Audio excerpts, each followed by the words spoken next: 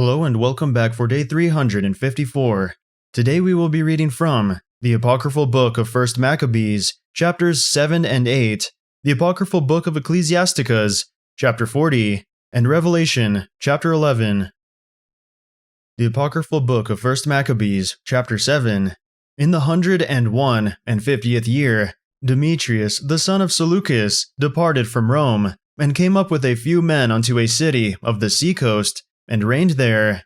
And as he entered into the palace of his ancestors, so it was that his forces had taken Antiochus and Lysias to bring them unto him. Wherefore when he knew it, he said, Let me not see their faces. So his host slew them. Now when Demetrius was set upon the throne of his kingdom, there came unto him all the wicked and ungodly men of Israel, having Alcimus, who was desirous to be high priest, for their captain. And they accused the people to the king, saying, Judas and his brethren have slain all thy friends, and driven us out of our own land. Now therefore send some man whom thou trustest, and let him go, and see what havoc he hath made among us, and in the king's land, and let him punish them with all them that aid them. Then the king chose Bacchides, a friend of the king, who ruled beyond the flood, and was a great man in the kingdom, and faithful to the king, and him he sent with that wicked Alcimus, whom he had made high priest, and commanded that he should take revenge of the children of Israel. So they departed, and came with a great power into the land of Judea, where they sent messengers to Judas and his brethren, with peaceable words deceitfully. But they gave no heed to their words, for they saw that they were come with a great power. Then did there assemble unto Alcimus and Bacchides a company of scribes, to require justice. Now the Assyrians were the first among the children of Israel that sought peace of them. For said they, One that is a priest of the seed of Aaron is come with this army, and he will do us no wrong. So he spake unto them peaceably, and sware unto them, saying, We will procure the harm neither of you nor your friends. Whereupon they believed him. Howbeit he took of them 60 men, and slew them in one day, according to the words which he wrote. The flesh of thy saints have they cast out, and their blood have they shed round about Jerusalem, and there was none to bury them.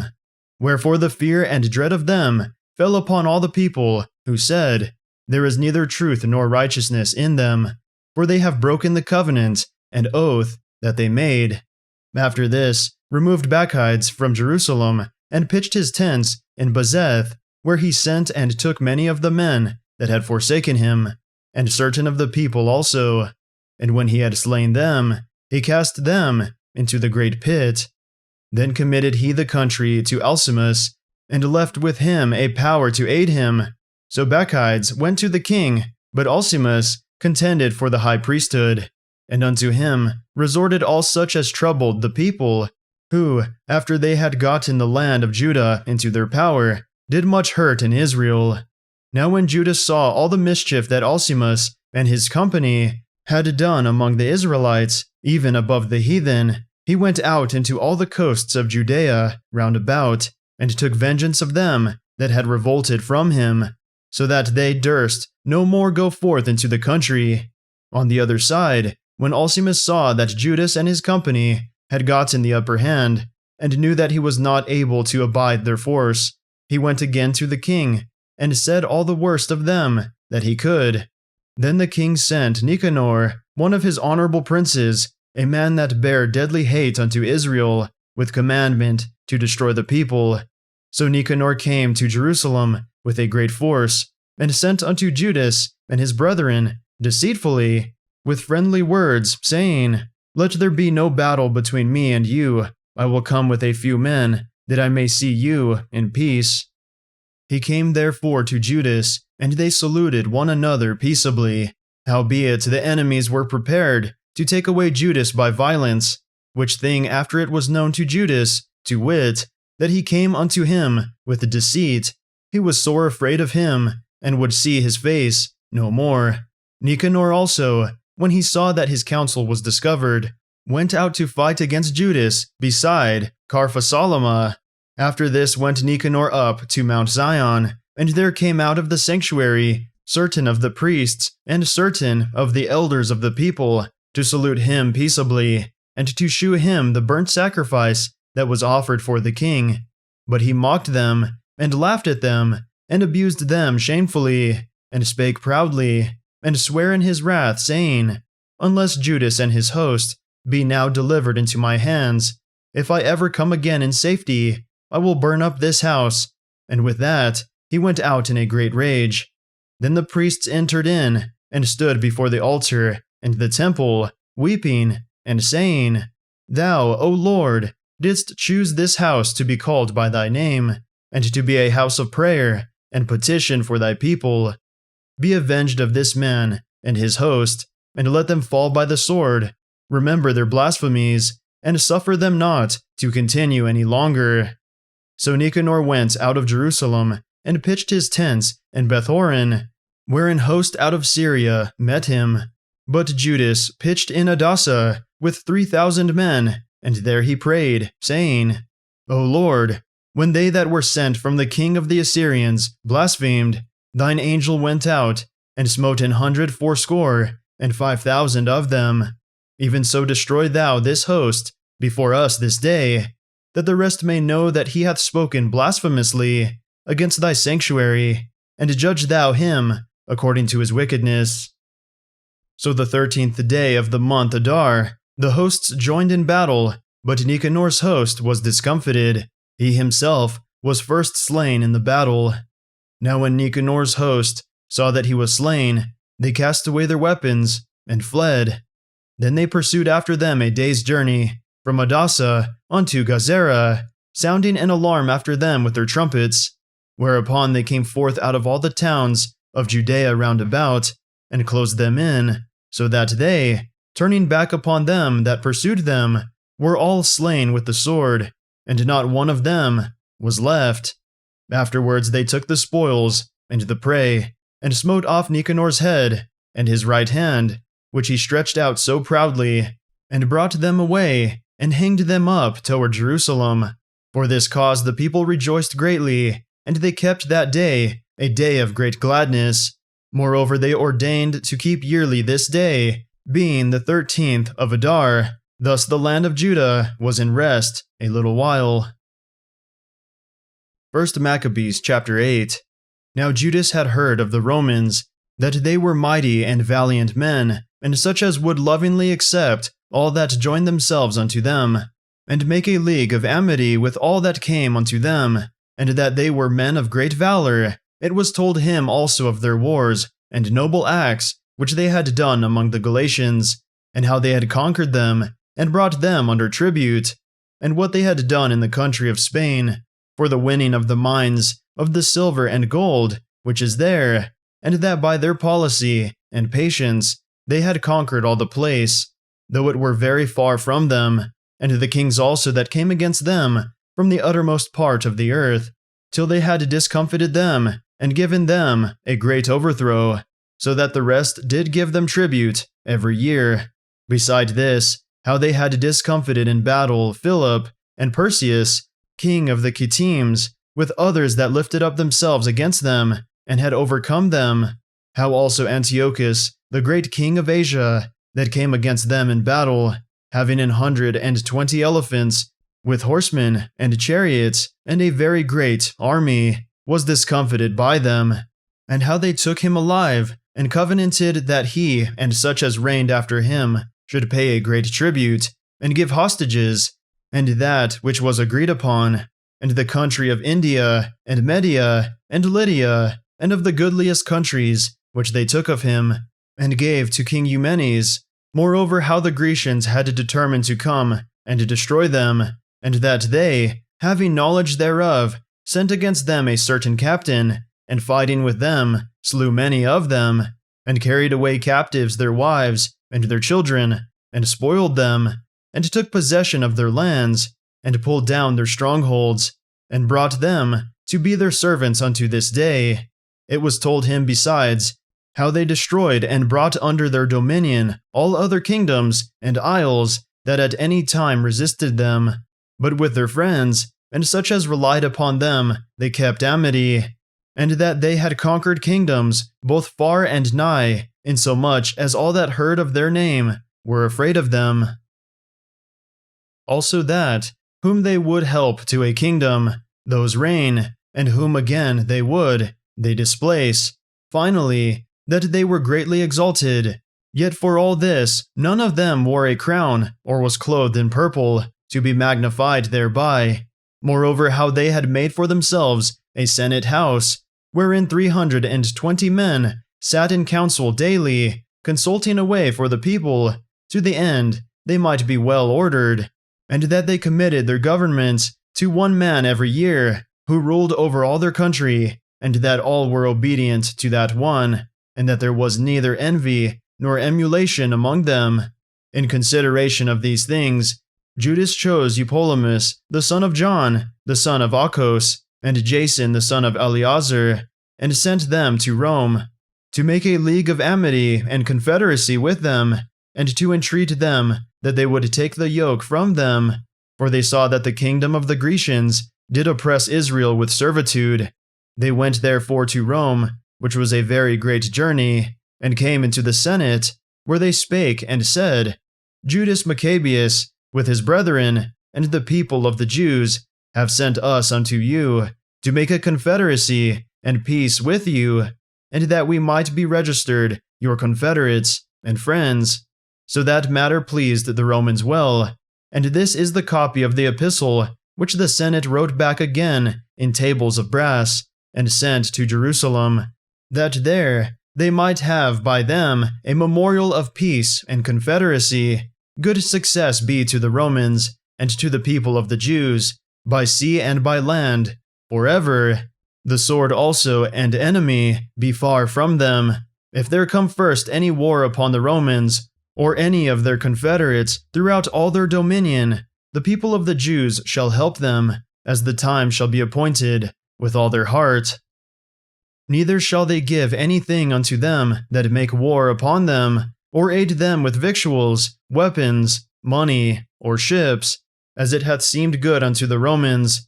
But they shall keep their covenants, without taking anything. Therefore, in the same manner also, if war come first upon the nation of the Jews, the Romans shall help them with all their heart, according as the time shall be appointed them. Neither shall victuals be given to them that take part against them, or weapons, or money, or ships, as it hath seemed good to the Romans, but they shall keep their covenants, and that without deceit. According to these articles did the Romans make a covenant with the people of the Jews. Howbeit, if hereafter the one party or the other shall think to meet, to add, or diminish anything, they may do it at their pleasures, and whatsoever they shall add or take away shall be ratified.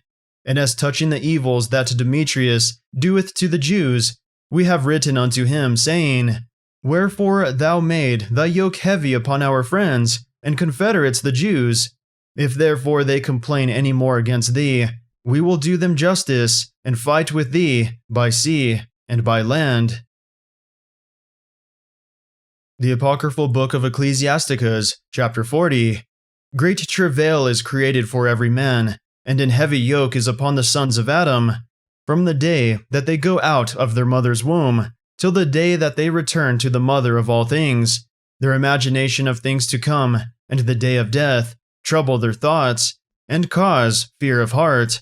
From him that sitteth on a throne of glory, unto him that is humbled in earth and ashes, from him that weareth purple and a crown, unto him that is clothed with a linen frock, wrath and envy, trouble and unquietness, fear of death, and anger, and strife, and in the time of rest upon his bed, his night sleep, do change his knowledge.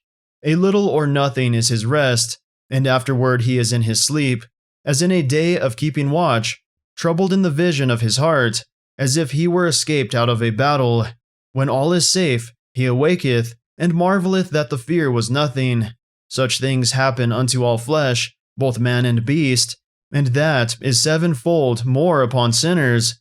Death and bloodshed, strife and sword, calamities, famine, tribulation, and the scourge. These things are created for the wicked, and for their sakes came the flood. All things that are of the earth shall turn to the earth again, and that which is of the waters doth return into the sea. All bribery and injustice shall be blotted out, but true dealing shall endure forever. The goods of the unjust shall be dried up like a river, and shall vanish with noise, like a great thunder and rain. While he openeth his hand, he shall rejoice. So shall transgressors come to naught. The children of the ungodly shall not bring forth many branches, but are as unclean roots upon a hard rock. The weed growing upon every water and bank of a river shall be pulled up before all grass. Bountifulness is as a most fruitful garden, and mercifulness endureth forever. To labor and to be content with that a man hath is a sweet life, but he that findeth a treasure is above them both. Children and the building of a city continue a man's name, but a blameless wife is counted above them both. Wine and music rejoice the heart, but the love of wisdom is above them both. The pipe and the psaltery make sweet melody, but a pleasant tongue is above them both. Thine eye desireth favor and beauty, but more than both corn while it is green. A friend and companion never meet amiss, but above both is a wife with her husband.